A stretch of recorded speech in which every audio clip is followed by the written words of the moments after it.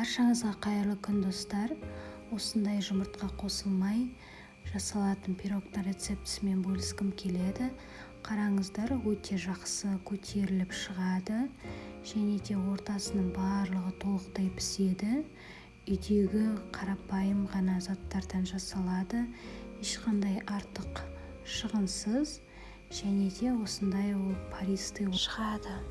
Бұл пирогты ортасынан кесіп, неше түрлі кремдермен әрлеп, өз қалауларыңыз бойынша безендіріп, кәдімгі тортқа айналдыра аласыздар. Өте дәмді болып шығады. Жасауға міндетті түрде кеңес етемін.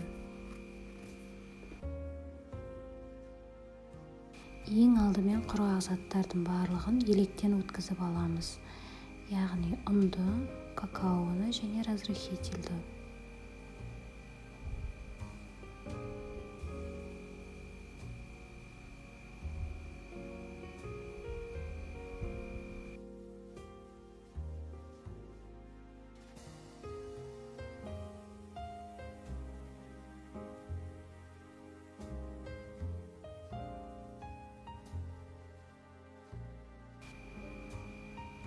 Қантты қосамыз, араластырамыз.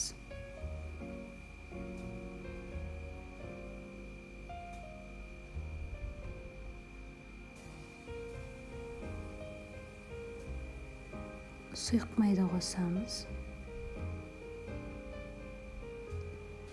Қайнаған жылы суымызды құямыз. Барлығын жақсылап араластырып болғаннан кейін формамызға салып пісіреміз. Мен 18 диаметрлі форманы алдым. Жалпы бұған кез келген форманы пайдалана берсеңіздер болады. Көріп тұрғандарыңыздай жасалу жолы өте оңай және де ешқандай миксерді қажет етпейді.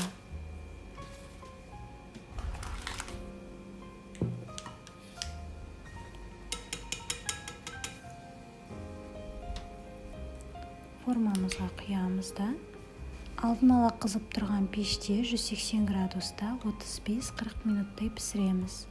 Піскен піспегенін деревянный шпажкамның көмегіменен немесе зубочистканың көмегіменен білсек болады. Құрғақ болып шығуы қажет.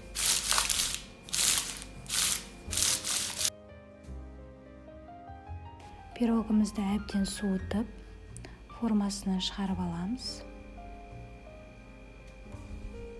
Және де бетіндегі шапкасын алып тастаймыз. Ол бізге әрлеу үшін қажет болады.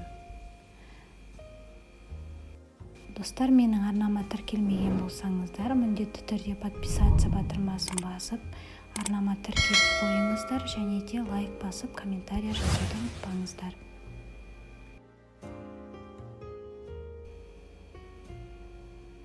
Мына жерде менде шоколад пен сары май араласқан. Оны водяной баняда немесе микроволновкада ертіп аламыз.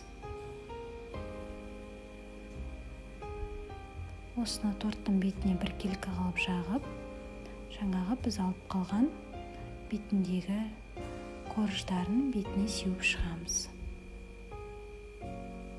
Мінекей, көріп тұрғандарыңыздай біздің оп-оңай пирогымыз дайын. Бұны сіздердің кішкентай қыздарыңыз да жасай алады.